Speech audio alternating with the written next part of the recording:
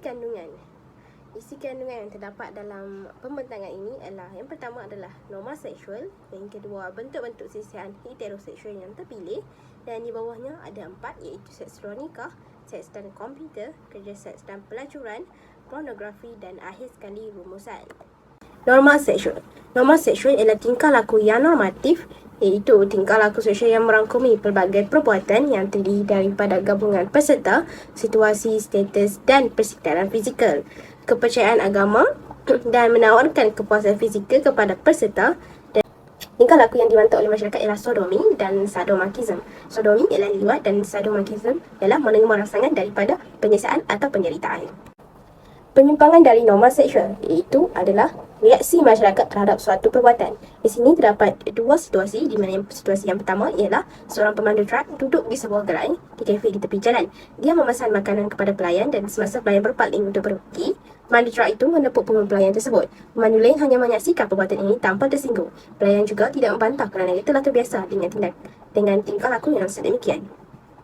Situasi yang pertama ini menunjukkan reaksi masyarakat terhadap perbuatan tersebut adalah perkara biasa dan pelayan tersebut juga tidak tersinggung atau tidak membantah kerana sudah terbiasa dengan aktiviti tersebut. Situasi yang kedua ialah seorang lelaki memberikan tepukan yang sama kepada seorang wanita yang cantik tetapi tidak dikenali di sebuah bandar. Dia memanggil pegawai polis berhampiran ketika beberapa saksi yang marah berkumpul sorakan kesalahan mereka. Akhirnya lelaki itu menghadapi tuduhan seksual. Situasi yang kedua ini menunjukkan reaksi masyarakat yang membantah terhadap perbuatan tersebut dan perlu diberi hukuman kepada bersalah. Seterusnya, saya akan beralih kepada perubahan sosial dan tingkah laku seksual. Seks telah menjadi aspek kehidupan yang dominan dalam sebahagian besar masyarakat. Dari semasa ke semasa, terdapat perubahan dalam kesediaan masyarakat menerima sebarang tindakan seksual dan kemungkinan mereka untuk mentakrifkan sebarang tindakan seksual tertentu sebagai tingkah laku seksual. Terdapat juga golongan homoseksual, iaitu golongan yang tertarik pada sama jenis kesan daripada seks yang berleluasa ini. Watak homoseksual banyak dipamerkan kerana peningkatan permainan, novel dan gambar bergerak seperti video. Banyak tingkah laku seksual seperti tingkah laku homoseksual, menggambar secara bogel, mendedahkan rambut kemaluan dan alat kelamin dipamerkan kerana hukumannya yang ringan. Perubahan dalam norma seksual telah mendedahkan diri mereka dalam tingkah laku sebenar. Contohnya, wanita kini secara rutin memakai seluar dan lelaki memakai anting-anting. Perkara ini dinamakan sebagai gender bending yang mencadangkan langkah ke arah pilihan individu. Contohnya dalam memilih gaya pakaian, rambut dan perhiasan badan seperti tatu. Seperti yang kita lihat di slide ini, gambar pertama ialah gambar seorang wanita namun rambutnya seperti lelaki. Manakala lelaki pula memakai anting-anting perempuan dan di situ perempuan memakai pakaian seperti lelaki iaitu berseluar pendek dan juga lelaki memakai skirt seperti perempuan. Perkara ini yang dinamakan sebagai gender bending. Kemudian di sini terdapat satu graf iaitu graf penentuan orientasi seksual Kinsey yang melaporkan bahawa 50% daripada lelaki adalah heteroseksual secara eksklusif, manakala 4% adalah homoseksual eksklusif dan selebihnya pula adalah di antara heteroseksual dan homoseksual iaitu dikenali sebagai bisexual. Apa itu heteroseksual? Heteroseksual ialah ketertarikan seksual terhadap individu yang berlainan jantina. Contohnya, lelaki tertarik kepada perempuan, manakala perempuan pula tertarik kepada lelaki. Dan seterusnya ialah homoseksual. Homoseksual ialah ketertarikan seksual terhadap individu yang sama jantina. Contohnya, wanita tertarik kepada wanita dan lelaki tertarik kepada lelaki. Dan yang terakhir ialah bisexual. Bisexual ialah ketertarikan seksual terhadap individu yang sama dan juga yang berlainan jantina. Maksudnya, seorang lelaki, dia suka kepada perempuan namun dia juga bernafsu kepada lelaki. Dan seperti perempuan, contohnya, dia cinta dan mempunyai perasaan yang suka kepada lelaki, namun kepada kawan perempuan dia pun dia mempunyai perasaan yang sebegitu, iaitu perasaan bernafsu juga kepada sesama jantina itu sendiri.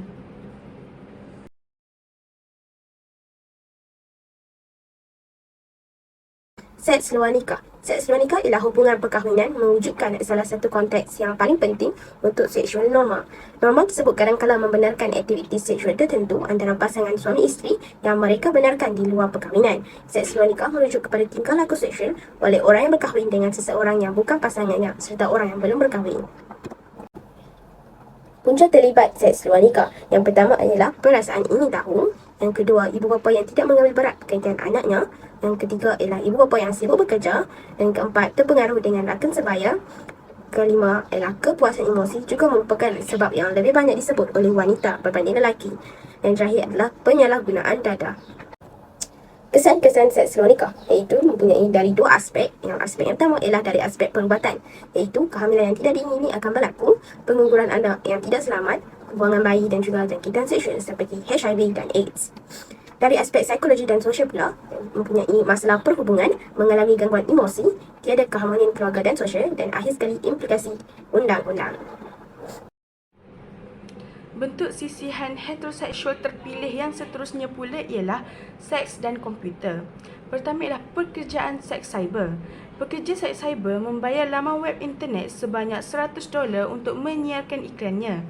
Dia juga menyediakan menu pilihan seperti outcall, in-call, servis penghibur, penelanjang dan banyak lagi. Mereka juga memberikan gambar, penerangan ringkas dan nombor telefon di laman web tersebut. Yuran pengenalan sebanyak $500, kemudian $500 untuk sejam dan $2,500 untuk servis malam. Kebanyakan pelanggan terdiri daripada orang yang sudah berkahwin dan eksekutif korporat mewah. Seterusnya ialah seks telefon. Seks telefon ialah variasi teknik untuk memberikan rangsangan seksual yang jauh untuk orang yang sudah berkahwin atau belum berkahwin. Proses dapat dilakukan dengan cara yang agak mudah, iaitu dengan menghubungi perkhidmatan tersebut, membayar yuran dan dapat berkomunikasi dengan pekerja seks cyber. Melalui seks telefon, mereka dapat bercerita tentang fantasi seksual sendiri dan mendengar kata-kata seksi daripada orang asing. Hasutan pendengaran ditambah dengan imajinasi yang aktif boleh menghasilkan kepuasan seksual sama ada dengan sendirinya ataupun onani. Antara kebaikan seks telefon pula ialah individu dapat lari daripada rasa bersalah dan kebimbangan, tidak melibatkan sentuhan fizikal, tidak berisiko dijangkiti penyakit kelamin termasuk AIDS dan juga kelihatan menarik untuk individu yang takut untuk melawat kelab seks atau melakukan hubungan luar nikah. Seterusnya ialah seks komputer. Melalui seks komputer, mereka dapat berkomunikasi dengan lebih cepat kerana dilengkapi dengan perkakasan dan perisian komunikasi yang tersedia dengan meluas. Penggunaan komputer juga sebagai tempat menggoda, bertukar-tukar mesej romantis dan memperoleh kepuasan seksual dalam talian. Teknologi video membolehkan orang ramai melihat, mendengar dan bercakap melalui internet. Seks cyber atau komputer boleh membawa kepada melancap apabila membaca khayalan ataupun pengalaman orang lain. Pengguna komputer juga boleh memilih apa sahaja nama, rupa fizikal, status sosial dan ciri-ciri lain yang mereka suka. Mereka juga boleh berkongsi idea, jenaka, perasaan dan seumpamanya melalui komputer. Tinjauan terhadap 6,000 pengguna khidmat komputer dalam talian mendapati bahawa 47% daripada mereka terlibat dalam seks cyber dan 39% daripada mereka berpura-pura untuk menjadi seseorang yang lain. Namun begitu, walau penguatkuasaan telah diperketatkan, namun industri lucah tetap berkembang maju kerana penggunaan internet yang meluas. Antara sebabnya ialah, pertama, kerana penggunaan iklan yang pelbagai gaya dan toleransi untuk pop timbul dan gimmick lain telah menarik minat orang ramai terhadap laman web tersebut. Kedua ialah kerana laman web lucah saling bekerjasama antara satu sama lain. Ketiga, laman web lucah telah dinaik taraf secara berkala dan jalur lebarnya juga telah dipertingkatkan untuk menjadikan pelanggan lebih mudah dan cepat memasuki laman web tersebut. Dan yang keempat, kerana seks komputer memaparkan jenis rangsangan seksual yang berbeza dan pengeluarannya juga lebih cepat berbanding dengan penghasilan majalah yang sangat lama untuk dicetak. Kerja seks dan pelacuran. Terdapat beberapa jenis kerja seks yang berbeza, termasuk talian eksotik, erotik urut, perkhidmatan pengiring, operasi seks telefon, pelacuran dan apa-apa jenis lain kerja yang berkaitan dengan aktiviti seksual yang tidak peribadi. Istilah kerja seks menyalahkan sifat komersial beberapa bentuk seks. Definisi asas pelacuran mengenal pasti ia sebagai tingkah laku seksual rambang dan upahan dengan sikap acuh tak acuh emosi antara rakan kongsi. Definisi yang lebih tepat menjadi sukar kerana konsepsi ini merupakan aktiviti yang berbeza. Ada yang menganggap pelacuran sebagai indulgen yang tidak berperi kemanusiaan dan melanggar undang-undang alam, manakala yang lain menganggapnya hanya sebagai pekerjaan alternatif. Jenis kerja dan pelacuran. Di sini terdapat 3 jenis kerja seks dan pelacuran. Yang pertama ialah street worker, iaitu meminta terus kepada pelanggan di tempat awam. Yang kedua adalah menyediakan perkhidmatan pelacuran yang paling murah berbanding dengan 2 lagi jenis kerja seks dan pelacuran. Berlaku terutamanya di kawasan bandar yang besar dan kita dapat lihat banyak yang berada di kawasan lorong-lorong ataupun di kawasan pusat bandar. Seterusnya, colger, iaitu menawarkan lebih perlindungan dari pandangan umum daripada sudut jalan yang dibenarkan. Colger ini lebih privasi berbanding dengan street walker. Bergantung pada daya tarikan fizikal, colger ini memerlukan daya tarikan yang menarik agar dapat menarik rabat pelanggan. Dan yang terakhir sekali adalah barger, iaitu bekerja dari sebuah pangsapuri atau bilik hotel dan mengambil pelanggan melalui rujukan daripada dikenali atau semua-semua yang dipercayai. Contohnya, mentari kot.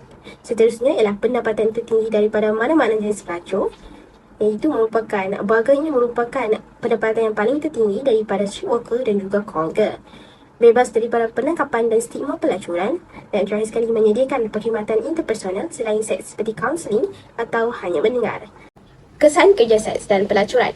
Badan akan menghadapi risiko untuk cedera apabila diperlakukan secara kasar oleh pelanggan yang rakus dan ganas. Yang kedua, mendapat penyakit-penyakit kelamin seperti penyakit-penyakit berjangkit melalui hubungan seks seperti syphilis, gonorrhea, chlamydia, viral warts, herpes, hepatitis dan HIV atau AIDS.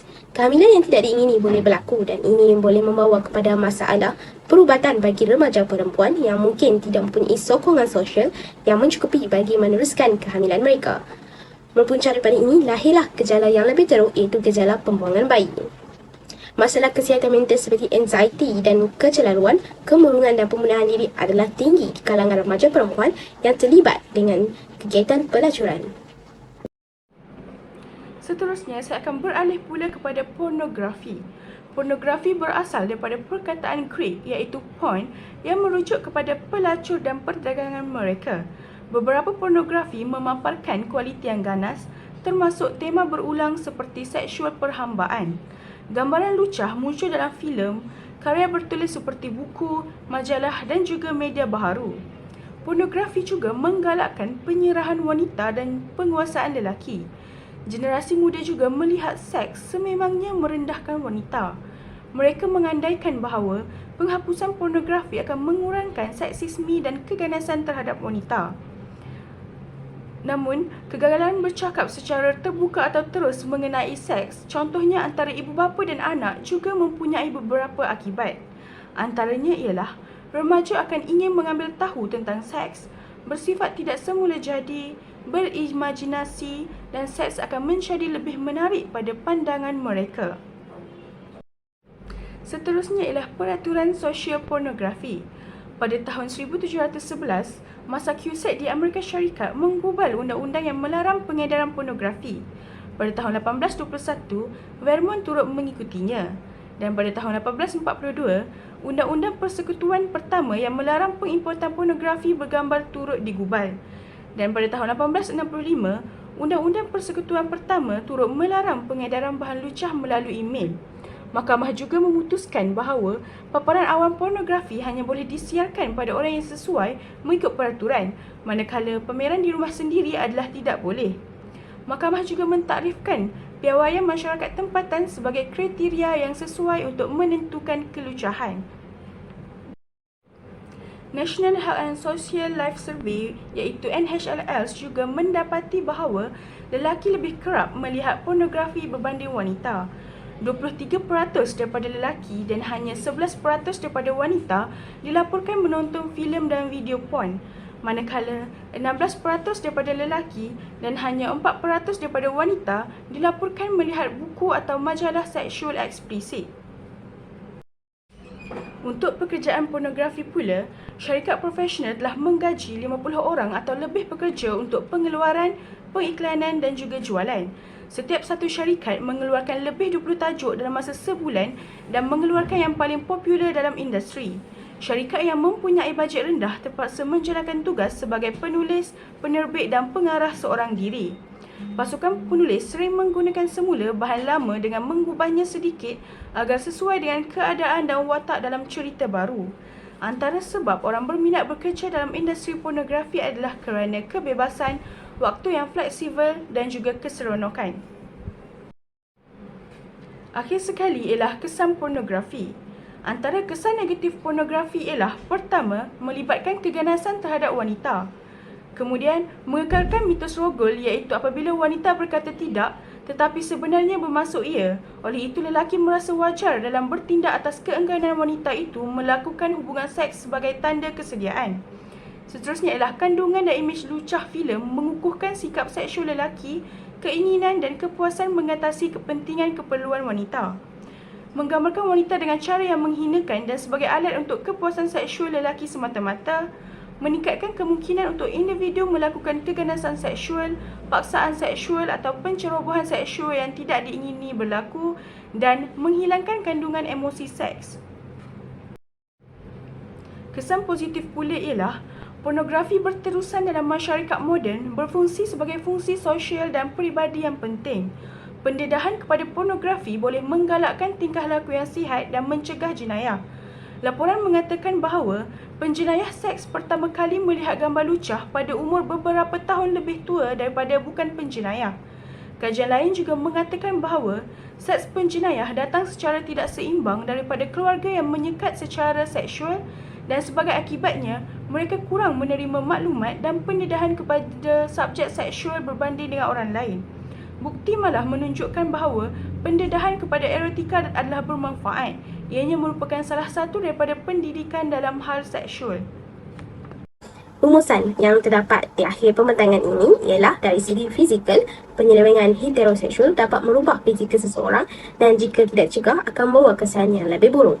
Yang kedua ialah mental. Penyelewengan heteroseksual juga dapat merosakkan mental dan menyebabkan hilang makna dan tujuan hidup. Dan yang terakhir ialah emosi. Emosi tidak akan stabil dan menyebabkan mudah terpengaruh dengan perkara yang negatif.